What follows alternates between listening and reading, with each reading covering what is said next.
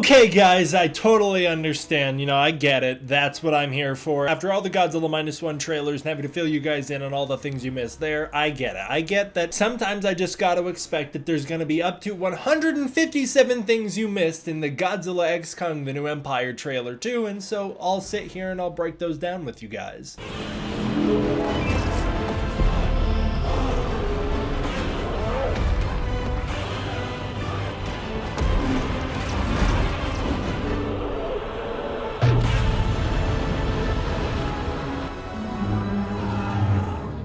What's up everybody, D-Man back, welcome to a brand new video, and today we're going to be doing my trailer breakdown for Godzilla X Kong The New Empire trailer 2, and we're going to be talking about 157 things you potentially missed in that trailer. Don't worry about how I count it, it's just more fun this way. This trailer was packed full of incredible action, insane fun moments, and a wild tone that makes me feel like we are getting the King Kong version of Final Wars. I do want to give a relative spoiler warning for Godzilla X Kong The New Empire. There is so much information floating around about this movie online that it's been impossible for people to avoid and dodge all the way, so some information is going to maybe be influenced by things we've heard online. I'm going to try and keep the speculation as speculation, and at the very end I'll talk about one spoilery thing that is in the trailer, but I just don't want to get into too much. I'm sure you know what it is, it's a big one. We're going to try and stay on the speculation side of things and just have some fun with the trailer. First things first, in order to advertise the trailer for The New Empire, there was a puppy bowl teaser teasing that the trailer was coming, in which we saw a new shot of Kong beating his chest. This seems to come from earlier in the movie, as indicated by the lack of beast glove. If I had to guess based on the colors and based on the placement of Kong, this seems to be around the same time he does that big leap, and so I think this is going to come around the start of the film during the wolf chase. We pick back up in Egypt, where an enormous shockwave opens up the ground beneath a bunch of camels, rifting into the Hollow Earth. Well, initially I speculated that the blue glow could be Godzilla's atomic breath portaling up to the surface, or Shimo's ice beam. I now just think it's a Hollow Earth portal being opened up, and it might be Monarch that activates it, as in this trailer we see Monarch has devices that can portal to the Hollow Earth. So it's possible that if they set these devices up wherever they want, they can create portals whenever needed. In the wide shot, we can see that there is enormous damage done to the pyramid caused by this, and there are actually hundreds of people fleeing from the area, meaning that it wasn't evacuated before this happened. Kong's right hand still features the scars on it from the helicopter blades from 1973. His ears are also still chipped, like in Kong's Skull Island, and he now features both the chest scars that he had from when he was a child and the chest scars given to him by Godzilla in Godzilla vs. Kong, although they have been altered from Godzilla vs. Kong to be more pronounced for this film.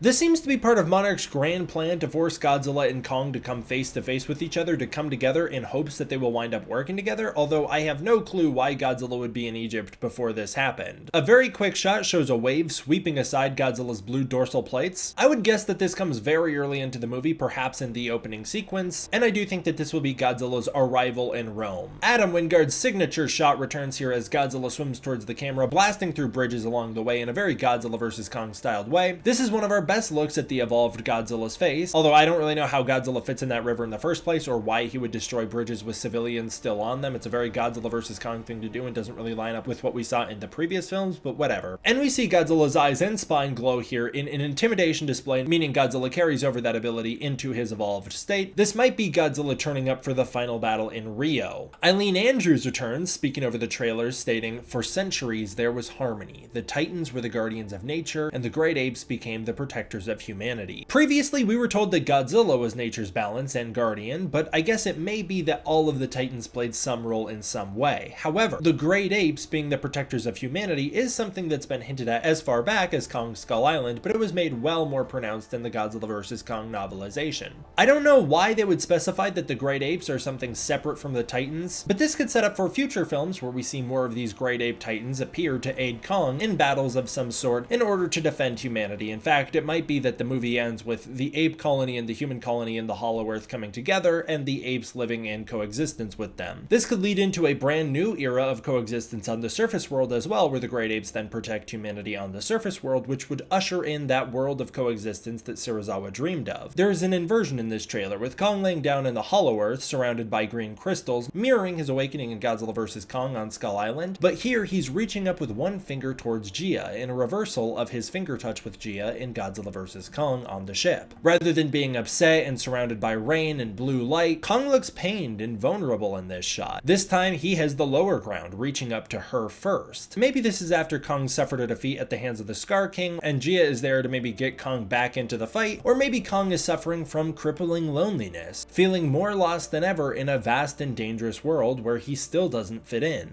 I lean more towards the first option here, seeing as though Bernie and Trapper are both in the frame, and so I think they're kind of encouraging Gia in order to make that connection with Kong so that they can get him back in the fight. We then see Gia in school, which we had previously seen set photos of, in which it looks to be an overworld school where Monarch has an educational facility for her. It's possible characters only live in the Hollow Earth for shifts and they rotate in and out, because we later see Trapper and Andrews on the surface. It appears that snow falls past Gia as she enters her vision, and this could be ash left behind by the fires of what's to come, or it could be snowfall to signal Shimo's awakening. The clock glitches out and actually takes the shape of Godzilla's spines as Gia has a vision of the future. This is a very Godzilla vs. Mechagodzilla styled thing to happen. It's also possible that what Gia is seeing is the three pyramids, which will become a reoccurring theme throughout this movie. The spine shape actually mirrors the old school audiograph that turned Godzilla's roar into his spines in the marketing for the 2014 film. We then see glimpses of Gia reaching into the Hollow Earth energy source. We see a flash of Gia's eyes with the future reflecting within them. That's what I'll talk about more at the end of the video, by the way. I'm just not going to spoil it yet. Then we get a glimpse at Godzilla's atomic pulse. The final battle flashes on screen, which is unique to this vision, in a wide shot in what I believe is Rio under attack. Evolved Godzilla glows like a freaking neon sign and takes on Shimo in our first official look at the character in action. Ironically, while everything else in the frame is in motion, Shimo seems frozen in place here, with Godzilla preparing to tail swipe her. Skar King seems to be on top of Kong, pounding him right next to a massive blue explosion that throws Suko through the air. I believe that this is a Hollow Earth portal opening up in the middle of the city with an expansive vortex, as they have the same light properties. Maybe Monarch opened this up to turn the tides of war, to send some more friendly titans up to the surface. It's even possible that this is how Suko gains entry to the city in the first place. We intercut to these close-ups of white light and blue crystal shards. It's nearly impossible to make out what's happening here, but I do believe that this is Godzilla being blasted by Shimo's ice beam, while the great apes seem to shelter their eyes in the background. What I think is the frostbite blast then rips through Rio, tearing into buildings. We see a computer glitching out, most likely a Monarch monitor, registering some sort of massive energy pulse within the Hollow Earth. We return to the beach in Rio, where people run for cover as the buildings behind them explode. This is during the Skar King Shimo assault on the beach, and you can actually see some frozen buildings in the background on the left of frame.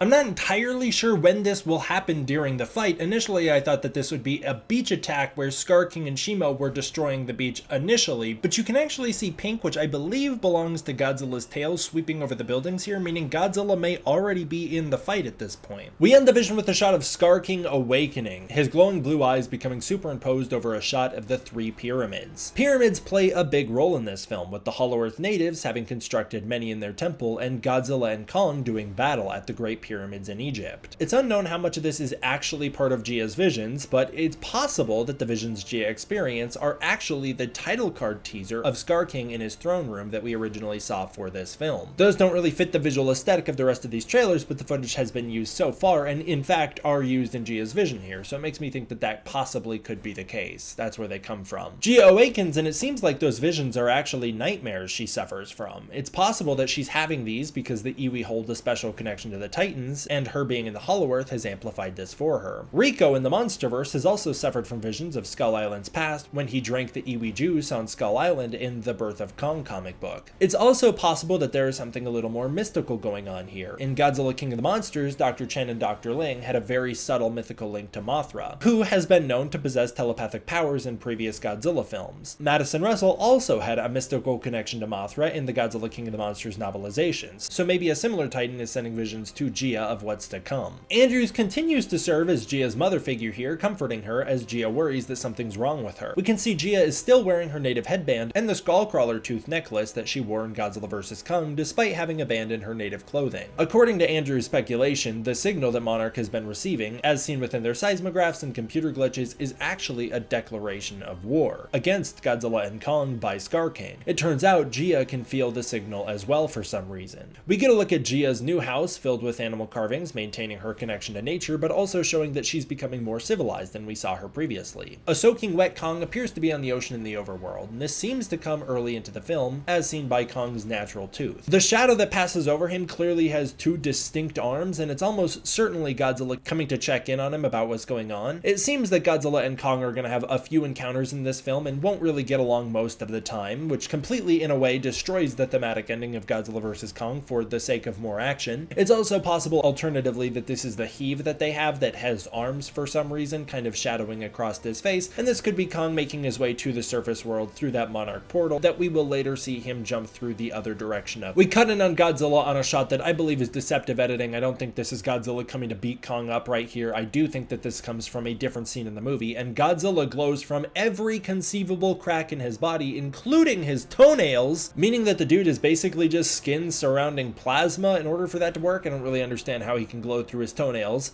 The city behind Godzilla is already burning, and this is in the daytime setting, mixed with the fact that this is the classic Godzilla design rather than the evolved one, and all of that comes together to make me think that this is the Battle of Rome, which I believe happens early in the movie when Godzilla shows up to defeat that crab-like titan that we saw in trailer 1. It's possible that the titan was awakened by Skar King and used as a pawn to start the war and to start to wear down Godzilla's defenses. Godzilla might be maintaining his intimidation display and amplifying it because while the threat may have vanquished, he can still feel that he's being called to war. Some fans speculate that they may have changed the 2019 design a little bit here. Some people speculate that they've increased the head and decreased the gut, which would set up for an easier transition to his evolved state, but to me this looks like the same design. Godzilla returns to see, as Andrews tells us, that something is coming that even Godzilla and Kong are afraid of. While some Godzilla fans have been very defensive, saying Godzilla wouldn't get afraid here, it's important to note that Godzilla in the MonsterVerse has shown fear in the face of the Mutos, his natural parasitic enemy, and Mechagodzilla right before Mechagodzilla delivered the death blow. And now Skar King is making Godzilla afraid, which makes Skar King all the more threatening, as the only things that have previously threatened Godzilla are things that he already knows can kill him. This is inside the Monarch command room with all the glitching screens that we saw earlier. Andrews gets Trapper and Bernie into a heave. I believe that this is where they're both going to work, and they appear to activate their portal rig in the ocean in this atoll. It seems that Monarch and maybe Apex are working together in the future in order for Monarch to have more advanced technology, or maybe they just harvested all of Apex's technology and they now have facilities that work on that stuff. The beacons in the ocean rise up and electrify, creating some sort of feedback loop that causes a portal to the Hollow Earth to open up. It's possible that this tunnel has always been present and that the portal can just sort of be shut off by these devices that block its energy somehow, or Monarch has found a way to specifically create tunnels to the Hollow Earth, allowing them to sort of boom tube in and out of the overworld Hollow Earth whenever they want. This could explain their abrupt entry to Egypt. Kong can be seen sitting by the beach, just chilling, waiting for his time to head back home, and this is most likely on a distant island in the South Pacific, somewhere remote enough to have a device this dangerous set up with the Titan wandering around. And it's possible that this could go on to become Kong's new surface world home, or where it could fill in for Skull Island. Assuming that this isn't Skull Island with the storm having cleared up in the past couple years, this does take place 5 years after Godzilla vs. Kong, or it could be a new island that would later become the MonsterVerse's Monster Island. There's this cute little interaction between Bernie and Trapper, as we see Bernie has now been recruited into Monarch and is working full-time with Team Kong, and it seems he's heading to the Hollow Earth for the very first time here. This moment is a very similar exchange to Maya and Lynn's exchange in Godzilla vs. Kong. The new heave looks like something out of the Guardians of the Galaxy and seems to have these little arms, which I believe could be scientific instruments to help Monarch investigate resources within the Hollow Earth, or it could be used as defensive tools against Titans. Kong then jumps into the portal, indicating he already knows what he's doing here, and he jumps in with his caked up glory, and we see more shots mirroring the GVK portal entrance following Kong into the rift. This movie uses the same visual aesthetic for the portal jumps seen in Godzilla vs. Kong, creating great visual consistency. This is slightly different than how the portals were presented in Monarch Legacy of Monsters, although there they generally acted the same way. The best gag in the trailer happens here as Trapper gives Bernie a thumbs up as Bernie gives Trapper a thumbs down. That's a very subtle moment that I really like. There's a very majestic shot of Kong standing here, and this is most likely him responding to some sort of unheard signal calling him to Suko Suko's location, the same way that Minya was able to summon Godzilla in Son of Godzilla. We see Trapper, Andrews, and Gia approaching a wall that seems to be made of living flesh. Well, I've seen some speculate that this is an egg. I don't know about that. I don't know why an egg would be that gooey. Other people I've seen have speculated that this is some sort of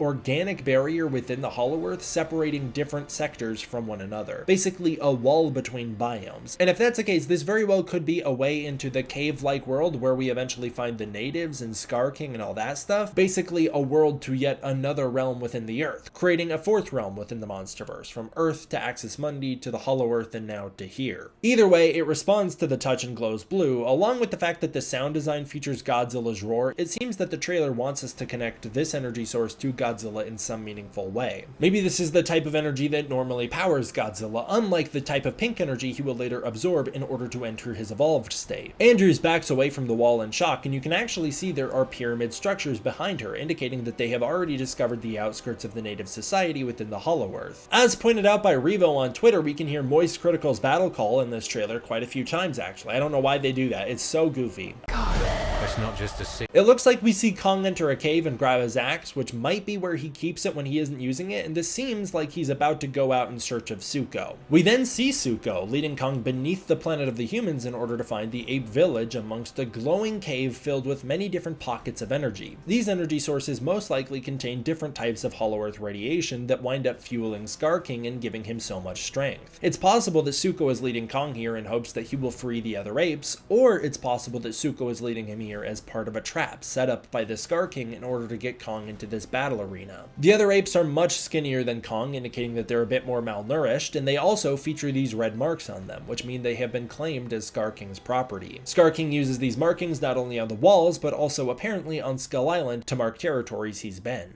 An ape army then beats their fists on the ground in unison to hype up Skar King's appearance. This type of humanization for the apes really makes them feel more like the ones from Planet of the Apes and really separates them very far removed from the monstrous type of creatures they actually are. It's kind of impossible to tell their scale here. There's so many of them and the landscape is so foreign that they really just feel like they're a few feet tall, and the entire premise of them being giant monsters is totally lost. In reality, it seems they're about 300 feet each, a little over 300 feet to some degree, but it really doesn't come across that well. Skar King's approach is extended from trailer 1. All the apes bow in submission, and we see Suko remaining standing, but instead he cowers in fear, showing that Suko, like Kong, doesn't enjoy bowing or submitting either. This links the two of them and gives them a stronger father-son connection that will later on be developed in the movie. Skar King appears to live in a cave overlooking the kingdom where he has these massive guards, and this is most likely his best fighters in the colony and also probably his most loyal apes. He then pulls off this insane leap, highlighting his incredibly lanky proportions before getting into a fight with King Kong, and again, King Kong bows to no one, standing strong while all the other apes jump in fear. Is this because Kong is underestimating his opponent? Is it because he doesn't quite realize he's up against a threat yet? Or is it because he knows he can beat this guy? The shot of Kong roaring is one of my favorites in the trailer. It's got a very strong Godzilla vs. Kong aesthetic and feels like one of the only shots in this trailer that could have come from that movie. During the fight, we see that while skilled with the axe, Skar King has far more range than Kong, using his increased size to outmaneuver him. Skar King not only features longer arms and legs, but also a ranged weapon that he can use to disarm Kong from a distance and then go in for the attack. It's possible that Skar King is the one who actually built the axes, and so he knows the pitfalls better than Kong does. All the other apes watching on in this ritualistic setting make this feel like a gladiator matchup, calling back imagery of the Colosseum, which is something else we see in this movie. Skar King's whip has this glowing crystal on the end of it that could be stripped from Shimo's body, many have speculated. It slices through Kong's arm pretty badly here, but interestingly enough, this doesn't match the toy version of the whip slash at all. In our best look at Skar King in combat yet, we can actually see he uses the toothy end of the whip slash as its handle, which is reversed from how it is on the toy. He then yanks it away from Kong, demonstrating his skill in combat. The whip slash is most likely a warbat skeleton based on the size and length and proportions of it. We then see the blade cut through Kong's palm, but this isn't actually the cause of his arm brace, as this happens to the other arm. That arm brace most likely is the result of Shimo, Skar King's Rancor-like ace in the hole that he might deploy if Kong gains the upper hand in combat. Kong is muscle on muscle, and despite the fact that he wouldn't have as much battle experience as Skar King, he would have that physical advantage in battle. battle. Kong's also fought Godzilla before, so he would be pretty used to combat. It is possible that Shimo is deployed as a last resort so that Skar King doesn't lose this battle. The very expressive shot of King Kong from trailer 1 returns here, extended now, as it's used to amplify this teaser of Shimo, the new ice dragon that's under Skar King's command. Kong's already missing a fang in this shot, making me think that this comes after his battle with Skar King, but the lack of the other apes around him could reflect that this comes before the battle, as he's reacting to the presence of the village in the first place, which means Kong would have to get into some sort of fight early on in order to get his tooth knocked out. The CGI in this shot is just truly astounding. I wanted to highlight it. The way that Kong's eyes dart around is so realistic. It is wonderfully done. Through the lava, most likely behind that lava fall that's inside the kingdom pit, we see the emergence of glowing blue eyes that belong to Shimo, here to defeat Kong in front of the ape colony, humiliating him. Kong arms himself with the axe to block an oncoming frostbite blast, a move that he learned while defending himself against Godzilla's atomic breath. The apes are still visible in the background here. The beam overpowers Kong, most likely freezing and destroying the axe in the process, and also could be the cause of the injury to his arm that results in the need for an arm brace. If Kong's axe is destroyed here, I don't know why he wouldn't go back to his temple and find any number of the other axes that were in the temple from Godzilla vs. Kong, even if he has to dig to get to them. It just seems a little ridiculous that he would give up and not arm himself once more. We finally get to see the proper shot of Bernie saying Kong can't stop this on his own from trailer 1. His arms are held in a way to suggest that he is either in a heave and he's trying to hold on to something for support, or I believe he could be being held prisoner, or held in a position where he feels the need to surrender himself, and I believe that he could be in the native village and is having to explain himself to them. Maybe they understand English through some sort of telepathy, much like how the infant islanders of the Showa era understood the Japanese people. Godzilla and Kong rise through the ground, sprinting in an extended shot here, and it features a much greener color grade while the animation remains the same. I do understand some people's complaint about the lack of scale here, as this opens on a little shot of a shrub that I thought was like a teeny tiny little shrub, but it's actually probably an enormous tree, and you just don't get a sense of that scale with this shot, but that's gonna happen when these creatures are placed in environments this foreign to us audiences. A large wave crests and then freezes as Shimo arrives on the beach in Rio. In a wide shot calling back the biblical imagery of Godzilla King of the Monsters, Christ the Redeemer watches on as Shimo stands on a frozen ocean while Skar King sits on the shoreline watching on. Shimo then blasts a beam into the sky. This appears to be a new power of Shimo's, the ability to create storms in the air by unleashing her breath into the clouds, which is very similar to what Ghidorah did. It's also possible that Shimo is trying to attack a threat coming from the air, something flying above the ground. And then we return to the beach destruction shots from Gia's vision. Here they're reversed from how they appeared earlier. In the Hollow Earth, Bernie and Andrews and a native react in seeming shock as something creates an enormous wind gust. And while I think it's easy to assume that this could be the emergence of a titan of some sort, I think that this also could just be a heave landing in their temple. The shot from the Playmates ad of Kong rising out of the sand is seen here. The beast glove is on the wrong hand, meaning they definitely flipped the shot from how it should be appearing. And they do this in order to make it look like Kong is facing off against the evolved Godzilla, who then unleashes his breath towards Kong. Bernie warns that the last time Godzilla and Kong met, it almost resulted in Kong's death, and we see Godzilla and Kong are battling again in a sort of rematch that completely dismantles the thematic ending of Godzilla vs. Kong, just for the sake of more action. Kong here is not trying to fight Godzilla, however. He is well beyond that. Godzilla is just kind of an asshole. Kong has to use the beast glove to shield his vision now, and this is due to the lack of the axe, where he has no protection from the atomic breath anymore. That is mighty convenient, considering it would have been pretty easy for him to go back to his temple and pick up a new one, but oh well. Kong dodges the beam by hiding behind the pyramids, and Godzilla's new beam strength is demonstrated by slicing through the structures like a hot knife through butter. Trapper hits us with the cheesiest line of the entire MonsterVerse as he tells us they don't have to like each other, they just have to work together, which is a great new tagline for this film and completely plays into the overly campy nature of it. Trapper proves he's far more than just a Nathan Lynn stand-in, as he's seen helping build Kong's Beast Glove, and it seems he's the one who designs all of Kong's tech and all of the things to help aid Kong in battle after his injuries. Godzilla's beam charging has been reversed from the first trailer, and then Kong squares off against Godzilla, and it appears he suffered some sort of black eye, maybe from Godzilla himself. While these are all the looks we saw at Egypt in the Godzilla X Kong trailer, there was an Instagram clip teasing this trailer, which gave us a much better look at the new Godzilla design, showing off his new face, and it also looks like Godzilla's got bone white spines, and they just happen to glow pink when he charges up. While it seems like Godzilla is going to be shining pink most of the time in this movie, that's probably just because he's doing his intimidation display thing that the MonsterVerse really loves to have him do constantly. But this is a much spikier look at Godzilla, and I actually think it looks much cooler than when he's lit up pink. Skar King's beach roar is also reversed. Kong leaps up and punches Skar King in the face in Rio in a shot that calls back to his fighting style style scene in Godzilla vs. Kong, and we can actually glimpse a really good look at Shimo's face and tail in the corner of this shot. The pink behind Shimo is almost certainly Godzilla's tail, but this is the best look at Shimo we've seen so far, and it looks awesome. She's a great looking monster. I can see some very How to Train Your Dragon like influences here. It's very cool. In the best shot in the trailer, Kong punches Skar King in the face while Skar King seemingly holds Suko as a meat shield, and it seems that Suko's also trying to fight to escape Skar King's chokehold. Shimo can again be peeped in the background of this shot behind Kong. Skar King's body paint is also seen on full display here in this shot, and the lack of mass Skar King has when compared to Kong is really brought into consideration as he gets absolutely ragdolled through a couple buildings, dropping Suko in the process, sending a colossal tooth flying into a neighborhood full of unevacuated civilians. It seems Monarch has quit evacuating civilians post King of the Monsters for some reason. Kong might be getting revenge here, considering it seems that he probably lost a tooth due to Skar King's actions earlier in the film, resulting in him having a metal fang now. That metal fang was most likely added by Trapper. I don't know why it wouldn't be designed to blend in with the rest of his teeth, but it seems that he's got a big metal tooth now. Bernie says, "Now I have seen everything," as we cut to a shot of him definitely not saying, "Now I have seen everything." The setting here actually links up with where Kong was laying on the ground at the start of the trailer. It's also where Suko appears, and also where Kong gets his beast glove. Bernie is most likely reacting to the appearance of Suko here, but he could also be reacting to Kong arming himself with the beast glove too. In a very Godzilla King of the Monsters looking shot, and one of the coolest moments in this trailer, Godzilla appears to be surfacing during a rainstorm to attack a nuclear power plant. Maybe he's fearful that he won't be strong enough to take on Shimo, and so he's trying to power himself up for when the fight finally comes. Drones fly in to battle Godzilla, much like the ending of Shin Godzilla, and also in a very similar shot to the Apex planes assaulting Godzilla at the start of Godzilla vs. Kong. Godzilla's villainous tendencies are being put on full display here. I'm sorry, Dr. Serizawa, while your death may have stopped Ghidorah, Godzilla is definitely not striving for coexistence, and Godzilla responds to the missile bombardment by unleashing an atomic pulse full of electric energy. Godzilla's actually only achieved the atomic pulse in the MonsterVerse through specific circumstances before, once when his spines were shattered and so the back energy couldn't charge up but instead emitted like a bomb, and once when Mothra sacrificed herself to allow Godzilla a way to vent his atomic energy in the form of a nuclear pulse. This is a power Godzilla first developed in the 1989 film Godzilla vs. Violante, and it's possible that he achieves this here because he's at a nuclear power plant and so he's kind of overloading himself. Either way, it gives way to this awesome negative energy shot of Godzilla surrounded by blue lightning with all the exploding drones overhead, and then again Godzilla cries like moist critical here.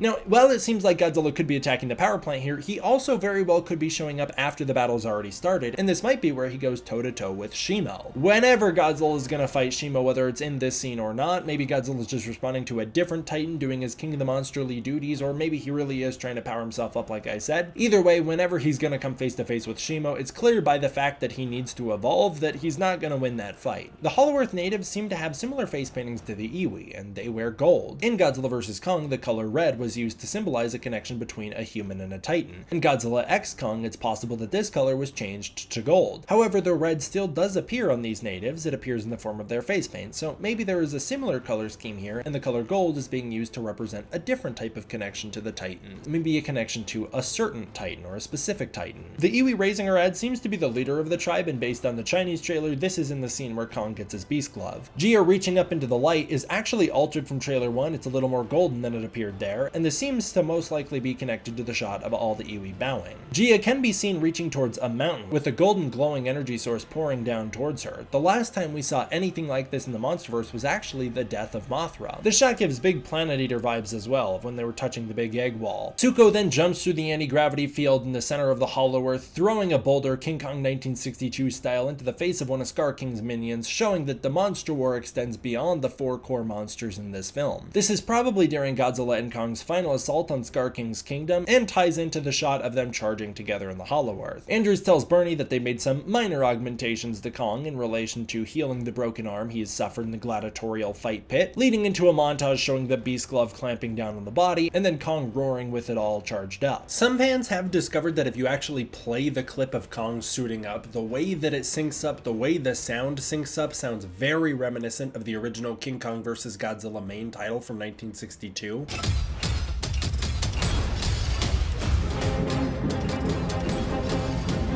I personally don't think that's an intentional parallel. I don't think we're going to be hearing that theme used in this movie. Junkie XL does not enjoy using other people's music. He's been on record talking about many times how unless the theme has been used in every single entry, as was the case for the Terminator, he doesn't feel married to the theme at all. I don't think if any classic monster were to show up in this movie, we can expect to hear their theme. Instead, I would expect to hear more off-brand versions, kind of the way that Godzilla vs. Kong gave us basically a Fukube, but the discount dollar store version of it. I would expect to hear more of that going on in this movie, but it would absolutely make my day if this turned out to be true and we got to hear some of the incredible Ifukube music return. Any classic themes returning would be nice. I just don't think it's going to be the case given who's doing the music for this movie. And if it is the case, it means that Adam Wingard and Junkie XL have backtracked on their word because they said they're not married to the music of the old Godzilla films. They don't feel the need to use the old Kaiju's themes because these aren't the same Kaijus that we grew up with. These are the new interpretations of them. So by going back to the old themes, it shows they're probably responding to fan backlash to Godzilla vs. Kong, which would not be the worst thing, to be honest. Skar King uses his whip slash here to tie around a building, tearing its upper half off and then throwing it at Kong in this insane shot that makes him look like a skinwalker, playing up the true uncanny valley nature of his unproportional design. I really love it. Kong's robo arm and tooth are all on display here as he punches the building with the beast glove, causing it to explode before it hits him. The glove emits some sort of blue electrical power, similar to King Kong's lightning power-up in 1962's King Kong vs. Godzilla, and Kong seems pretty proud of his work in the next shot. The final shot is this unfinished render of Godzilla and Kong roaring in front of the Great Sphinx of Giza, a 66-foot tall icon of Egypt. In Yoshimitsu Banno's story treatment for the unproduced sequel to his film Godzilla vs. Hedorah, Godzilla was actually to battle a second Hedorah in Africa. His dream of seeing Godzilla in Africa was finally fulfilled as the MonsterVerse, something he helped to create before he passed away, took Godzilla there in Monarch Legacy of Monsters, and now for the first time in a film in Godzilla X Kong The New Empire. Godzilla and Kong roaring here gives us our best look at the new evolved Godzilla design. Godzilla doesn't look to be any taller despite his evolution, and Kong actually appears to be the one who's grown here, nearly reaching the size of Godzilla now. Clearly Godzilla and Kong don't fight for long, and it doesn't really end up with one monster on the verge of death like in Godzilla vs. Kong, as they're kind of doing a big buddy roar towards the sky together. The fact that they're roaring towards the sky I think is kind of a clue as to what's going on in this scene, but I'm not going to say much more. The lack of smoke scene here is different from the promo version of this shot, which was just released, and it is important to note that sometimes the promo version of shots don't line up with the final versions completely. But we have seen some indications from people in the know online that maybe the shot we are seeing here is truly unfinished with some key elements removed. That gets us into a little bit of spoiler territory. So this is where we're going to talk about the spoilers that I didn't want to get into at the start of the video, so hey, bounce out now if you don't want anything definitively spoiled for Godzilla X Kong The New Empire. Well, I'm not going to be discussing leaks or anything like that, and I'm just going to be discussing the contents of this trailer. I don't believe that people would have made this connection on their own. I think that some people would have pointed it out and they would have been laughed at because people would have thought they were overanalyzing had we not had prior knowledge to know that they are correct. And this is where we get into the idea that in Gia's eyes we see the reflection of Mothra, with her looking almost identical to a key shot from Godzilla King of the Monsters, indicating that Mothra will in fact appear alongside Godzilla and Kong in this film, creating a new GMK trio. This also completes our destinies of having King Kong and Mothra finally share the screen together. They were first slated to do so in 1966 before Ebra Horror of the Deep removed King Kong in favor of Godzilla, and again Mothra was slated to appear in Godzilla vs. Kong's post-credit scene in the original treatment for that film. It's unknown if Mothra's design will be altered here, although she does look a little more golden in this shot, and the golden colors throughout this trailer make me think she's probably not going to be glowing blue the whole time in this movie and will maybe look a little more Toho styled. But again, Mothra could change her colors in King of the Monsters and does look very Toho styled in the shot that this looks like it's referencing. And it has been hinted by people in the know that the final shot of this trailer, featuring this giant sunspot, could be where Mothra is likely to appear, and Mothra might be the one showing up to stop Godzilla and Kong from fighting. It's also important to note, maybe Mothra is just in this shot already and we just can't see her because she's doing the God Ray, a power she developed in Godzilla King of the Monsters in which she could blast light to obscure herself. That's the trailer. What did you think of this trailer? I thought this was so much better from the first trailer. I'd love to hear what you guys think of it. Comment down below and let me know. Thank you guys for watching. I know this video was so long. I really appreciate you sticking around. I'm gonna give a huge thank you to my patrons over on Patreon. If you want to support the Patreon, you can use the link in the description below, where you can get early access to content, access to the Discord community, and more. I really appreciate all the support I get over there. By supporting the Patreon, you're making sure that I can continue to make videos like this for you guys. Thank you so much for watching. I hope you enjoyed. I will see you guys next time for the next one. D-Man out.